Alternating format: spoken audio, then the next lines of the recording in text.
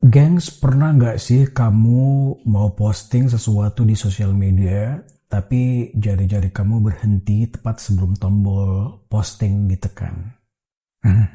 Pernah kan? Bukan karena fotonya jelek, bukan karena videonya kurang bagus, juga bukan.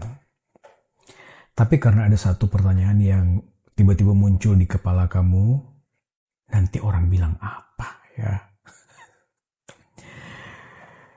Gengs, kita hidup di zaman di mana satu postingan bisa dilihat oleh ratusan bahkan ribuan orang. Dan tanpa kita sadari, kita mulai membayangkan berbagai kemungkinan-kemungkinan yang akan bisa terjadi.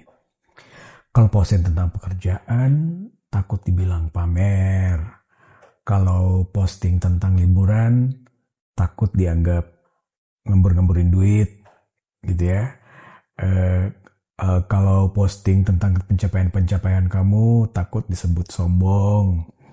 Kalau posting kesedihan-kesedihan, yang sedih-sedih, takut dianggap cari-cari perhatian nih, gitu loh. Nah, akhirnya kita terjebak dalam sebuah paradoks. Yes, kita ingin mengekspresikan diri, tapi takut pada penilaian orang lain. Padahal kenyataannya nih, apapun yang kita lakukan, selalu akan ada orang yang punya pendapat. Oke, punya ide. Gitu.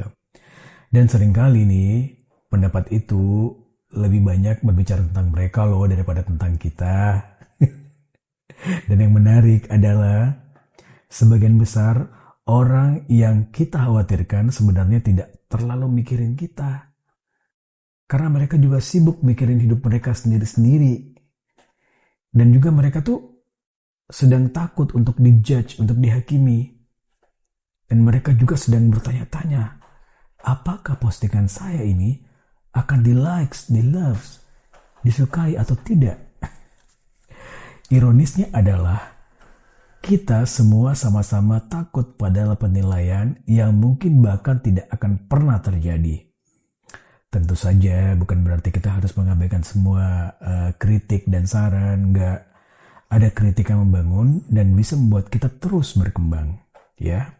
Nah, tapi ada perbedaan besar antara menerima masukan dan hidup berdasarkan ketakutan terhadap opini orang lain.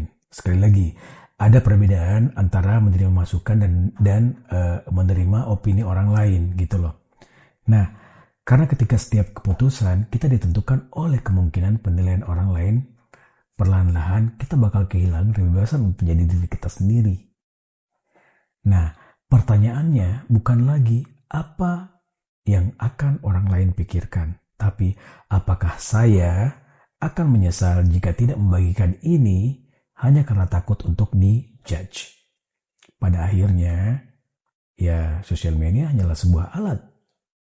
Yang terpenting bukan berharap banyak orang bakal likes postingan kita, tapi apakah kita hidup sesuai dengan nilai dan berfungsi pada tujuan-tujuan yang kita yakini. Karena tidak ada cara untuk membuat semua orang setuju dengan apa yang kita suka dan apa yang kita lakukan. Dan mungkin kedewasaan bisa dimulai ketika kita menerima satu fakta bahwa, fakta sederhana aja, bahwa orang kan selalu punya pendapat. Namun, hidup ini kita yang punya. Jadi, jika ada sesuatu yang ingin kamu bagikan, sesuatu yang jujur, sesuatu yang meaningful, sesuatu yang bermakna, sesuatu yang sangat menginspirasi buat orang lain, dan mencerminkan dirimu apa adanya, yang sebenarnya, mungkin sudah saatnya berhenti untuk meminta izin dari ketakutan-ketakutan tersebut dan mulai menekan tombol posting.